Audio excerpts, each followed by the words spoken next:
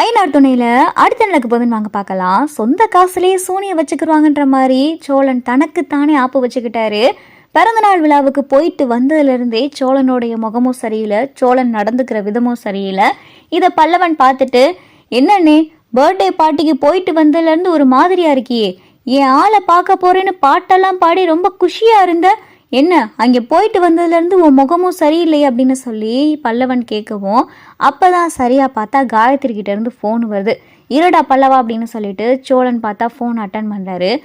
சொல்லு காயத்ரி அப்படின்னு சொல்லி சோழன் கேட்கவும், என்ன எதுவுமே என்கிட்ட பிறந்தநாள் பார்ட்டி முடிஞ்சிட்டு போகையில் சரியாகவே பேசலை, உங்கள் முகமே ஒரு மாதிரியாக இருந்துச்சு, அதான் இப்போ நீங்கள் ஃப்ரீயாக இருந்தால் கொஞ்சம் உங்கள் கூட பேசலான்னு தோணுச்சு, ஃப்ரீயாக இருக்கீங்களா, பேசுவோமா அப்படின்னு சொல்லி காயத்ரி சொல்லவும், இல்லை காயத்ரி எனக்கு கொஞ்சம் தலைவலிக்கிற மாதிரி இருக்குது, நான் காலையில் பேசுகிறேனே அப்படின்னு சொல்லிட்டு சோழன் பார்த்தா ஃபோனை வைக்க போகிறேன்னு சொல்லிட்டு ஃபோனை கட் பண்ணாமல் ஃபோன் ஆன்லேயே தான் இருக்குது. காயத்ரி பார்க்குறாங்க, என்ன ஃபோனை வைக்கிறேன்னு சொல்லிட்டு ஃபோனை கட் பண்ணாமல் இருக்காரு, லைன்லேயே இருக்காரு அப்படின்னு சொல்லிட்டு காயத்ரி பார்த்தா ஃபோனை காதலே வச்சுருக்கு. சோழன் பார்த்தா ஃபோனை கட் பண்ணாமல் ஃபோன் பார்த்தா லைன்லேயே இருக்குது, கையிலே வச்சுருக்காரு. என்னடா பல்லவ கேட்ட அப்படின்னு சொல்லி சோழன் கேட்கவும், என்ன பர்த்டே பார்ட்டிக்கு போயிட்டு வந்ததுலேருந்து ஒரு முகம் ஒரு மாதிரியா இருக்குன்னு கேட்டேன், என்ன ஆச்சு அப்படின்னு சொல்லி பல்லவன் கேட்கவும், அது ஏண்டா நான் இந்த காயத்ரி என்னைய சும்மா ஏதோ பார்க்குறா சைட் அடிக்கிறான்னு நினச்சேன், ஆனால் என்னைய உண்மையிலேயே காதலிக்கிறாடா அப்படின்னு சொல்லி சோழன் சொல்லவும், ஏனே உன்னைய காதலிக்காமையா உங்ககிட்ட அவ்வளவு நேரம் அந்த பொண்ணு பேசுது, சேட் பண்ணுது, பர்த்டே பார்ட்டிக்கெல்லாம் கூப்பிட்ருக்கு, என்னையெல்லாம் கூப்பிடலை, உன்னைய கூப்பிட்ருக்குன்னா அப்போ உன்னை காதலிக்குன்னு அர்த்தம் அப்படின்னு சொல்லி பல்லவன் சொல்லவும், ஆனால் நான் அவளை காதலிக்கலையடா அப்படின்னு சொல்லிட்டு சோழன் சொல்லவும், இதை பார்த்தா காயத்ரி கேட்டுறாங்க. காயத்ரி பார்த்தா அழுதுகிட்டே ஃபோனை காதில் வச்சுருக்காங்க.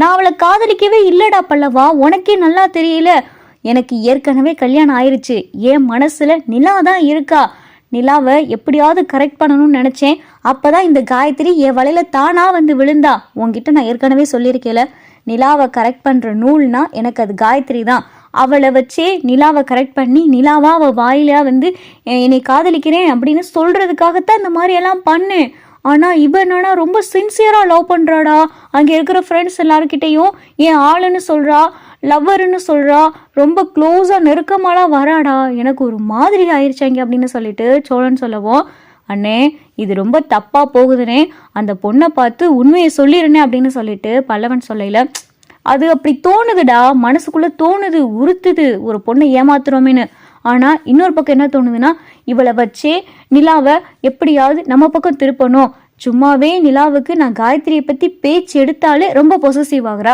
இந்த பொசசிவை வச்சு தான் அந்த அப்படியே லவ்வாக மாற்றன்னு நினச்சிக்கிட்டு இருக்கேன், இப்போ போய் அவகிட்ட எதுக்குடா உண்மையை சொல்ல, அவள் அப்படியே என்னைய லவ் பண்ணுற மாதிரி இருக்கட்டும், ஆனால் எனக்கு அவன் மேலே லவ் இல்லையே அப்படின்னு சொல்லி சோழன் சொல்லிக்கிட்டு இருக்காரு. இதெல்லாம் பார்த்தா காயத்ரி ஃபோனில் கேட்டுட்டு ஃபோனையும் பார்த்தா வச்சிடறாங்க கோபத்தோட. காயத்ரி பார்த்தா இங்கே உட்காந்து விழுந்து விழுந்து அழுதுகிட்டு இருக்கு.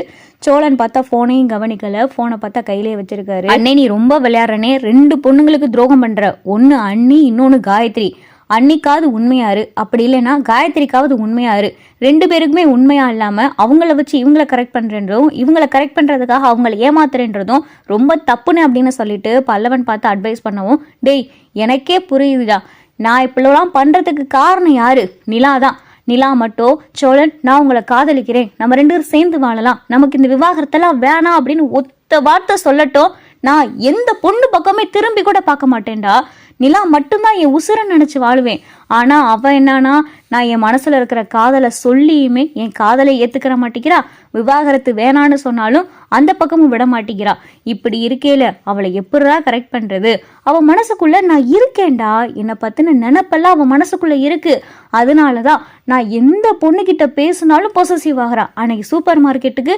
ஜாமான்கள்லாம் வாங்க போயிருந்தோம், அப்போ நான் ஒரு பொண்ணுக்கு ஹெல்ப் பண்ணுறதுக்காக இந்த முந்திரி பருப்பு எடுத்து கொடுத்தேன், அதுக்கு என்னை முறைச்சு பார்த்து இதென்ன ஹெல்ப்பா அதுவான்னு சொல்லி கேள்வி மேல கேள்வி அப்படி பொசசிவ் ஆகுறா. இப்ப நான் அந்த காயத்ரி கிட்ட பேசுறது அவளுக்கு சுத்தமா பிடிக்கல, வெளியில காட்டிக்கிறாம இருக்கா, இப்படி மனசுக்குள்ள என் மேல காதலை வச்சுக்கிட்டு மறைச்சு மறைச்சு வச்சிருந்தா என்னடா அர்த்தம், அதை என்கிட்ட இவளே சொல்லணும் அப்படின்றதுக்காகத்தான் நான் இந்த காயத்ரியை யூஸ் பண்ணிக்கிட்டு இருக்கேன் அப்படின்னு சொல்லி இங்க சோழன் சொல்லவும், சரினே பார்த்துக்க, ஆனால் நீ யாருக்கிட்டே செமத்தியா அடி மட்டும் வாங்க போற அப்படின்னு சொல்லிட்டு பல்லவன் பார்த்தா உள்ளே போயிடுறாரு. இங்கே மறுநாள் பார்த்தா காலையில் ஆயிடுது. பல்லவனும் நிலாவும் ஆஃபீஸ் கிளம்பிடுறாங்க. சோழன் பார்த்தா பழையபடி பைக் எடுத்துட்டு ஃபர்ஸ்ட் ஸ்டாப்ல வந்து நிற்கிறாரு. அங்கே காயத்ரியும் பார்த்தா நிற்கிது. காயத்ரி பார்த்தா சோழனை திரும்பி கூட பார்க்கல. பல்லவனும் நிலாவும் பேசிக்கிறாங்க. என்ன பல்லவா, அந்த பொண்ணு இன்னைக்கு சோழன் பக்கம் திரும்பி கூட பார்க்க மாட்டேங்குது அப்படின்னு சொல்லி நிலா சொல்லவோ, தெரியலையா நீ, நேத்து அந்த பொண்ணுக்கு பிறந்தநாள் பார்ட்டி, அதனால அண்ணன் எதுவும் கிஃப்ட் எதுவும் வாங்கிட்டு போகல, அதனால எதுவும் கோவத்தில் இருக்கோ என்னவோ அப்படின்னு சொல்லி பல்லவன் சொல்லையில சோழன் பார்த்தா இங்கே காயத்ரி பக்கத்தில் போறாரு. காயத்ரி பார்த்தா 2 அடி தள்ளியே நிற்கிறாங்க. இதை சோழன் பார்த்தா பார்த்துறாரு. என்ன காயுமா தள்ளி நிற்கிற அப்படின்னு சொல்லிட்டு சோழன் சொல்லவோ, இங்கே காயத்ரி பார்த்தா முறைச்சு பார்க்குறாங்க. என்ன முறைச்சு பார்க்குறா அப்படின்னு சொல்லி சோழன் பார்க்குறாரு. மறுபடியும் பார்த்தா காயமா என்னம்மா எதுவும் பேச மாட்டேங்கிற அப்படின்னு சொல்லி சோழன் பேசவும், என்ன பேசணும் அப்படின்னு சொல்லிட்டு பட்டுன்னு பார்த்தா காயத்ரி கேட்கவும், இதை பார்த்தா நிலாவும் பல்லவனும் பார்த்துக்கிட்டு இருக்காங்க.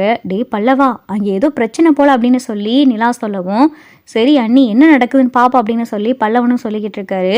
என்ன காயமா, என் மேல கோபமா, நேற்று உங்ககிட்ட ஃபோனில் பேசலையே அதனால கோபமா அப்படின்னு சொல்லி சோழன் சொல்லவும், ஃபோனில் நீங்கள் பேசாமல் இருந்ததுனால தான் எனக்கு எல்லா உண்மையும் தெரிஞ்சு அப்படின்னு சொல்லி காயத்ரி சொல்லவும், எல்லா உண்மையும் தெரிஞ்சா என்ன காயுமா, எதுக்கு இப்படி பேசிக்கிட்டு இருக்க அப்படின்னு சொல்லிட்டு சோழன் பார்த்தா வலியவும், பட்டுன்னு பார்த்தா காயத்ரி சப்புன்னு அரைஞ்சிருது. இங்கே காயத்ரி பார்த்தா சோழனை அடித்ததை பார்த்ததுமே நிலாவுக்கும் பல்லவனுக்கும் பயங்கர அதிர்ச்சி. என்ன நினச்சிக்கிட்டு இருக்க? என்னை பார்த்தா ஏமாத்துற பொண்ணு மாதிரி தெரியுதா? எப்படி உன்னால் இப்படிலாம் ஏமாற்ற முடியுது? ஏற்கனவே உனக்கு கல்யாணம் ஆயிடுச்சு. கல்யாணம் ஆனதை என்கிட்ட மறைச்சிட்ட.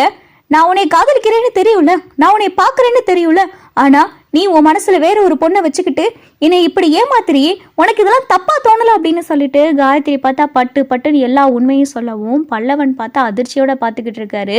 சோழனுக்கு ஒன்றுமே புரியலை. என்னடா எப்படி இவளுக்கு உண்மைலாம் தெரிஞ்சிச்சு அப்படின்னு சொல்லி சோழன் பார்த்து அதிர்ச்சியோட பார்க்கவும், என்ன அப்படியே அதிர்ச்சியாக பார்க்குற, எப்பரா இவளை கரெக்ட் பண்ணி நிலாவை கரெக்ட் பண்ணலாம் நினச்சோமே, என்ன ஆச்சு, எப்படி உண்மை தெரிஞ்சுன்னு பார்க்குறியா? நேற்று நைட்டு உனக்கு நான் ஃபோன் பண்ணினே, நீ ஃபோனை கட் பண்ணாமல் லைன்லேயே வச்சுருந்துருக்க. அப்போதான் உன் லட்சணம் என்னான்னு எனக்கு தெரிஞ்சு உன்னைய போய் நான் காதலிச்சேனே. சே, நீ இவ்வளோ ஒரு கேவலமான ஆளாக இருப்பேன்னு நான் நினச்சி கூட பார்க்கல. உனக்கு ஏற்கனவே கல்யாணம் ஆயிடுச்சு. உனக்கு உன் மனசில் ஒரு பொண்ணு இருக்கா, அந்த பொண்ணை கரெக்ட் பண்ணுறதுக்கு நான் ஒரு நூலா? உனக்கு எப்படி மனசு வருது இப்படியெல்லாம் ஒரு பொண்ணை ஏமாத்துறதுக்கு? இதே இது உன் கூட பிறந்த அக்கா தங்கச்சியா இருந்தா இப்படி ஏமாத்துனா நீ பார்த்துக்கிட்டு சும்மா இருப்பியா? சி, இனிமேல் என் முகத்துல கூட முழிக்காது அப்படின்னு சொல்லிட்டு காயத்ரி பார்த்தா அங்கேருந்து கிளம்பிடுறாங்க.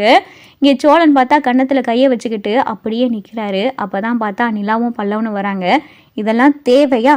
ஒரு பொண்ணுக்கிட்ட இப்படி பப்ளிக் பிளேஸில் அடி வாங்குறதெல்லாம் எவ்வளவு அசிங்கம்.